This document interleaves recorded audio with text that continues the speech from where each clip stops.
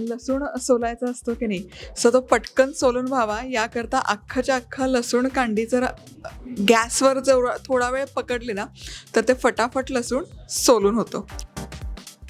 आता शेंगदाण्याची टरफलं वेगळी करायची असेल तर आपण पाखडतो. पाखडण्याऐवजी आपली मोठी गाळणी असते, जे पदार्थ आपण तळतो, तो जो झाऱ्या असतो त्यामध्ये घालून जर ते टरफलं काढली तर शेंगदाणे वर येतात, टरफल पटकन खाली निघून येतात.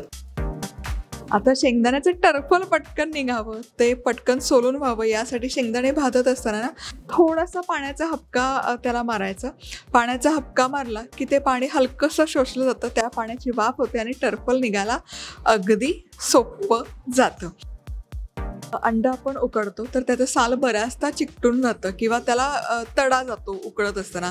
तर ते होऊ नये याकरता अंडं उकळत असताना त्यामध्ये अगदी अर्धा चमचा मीठ घालावं.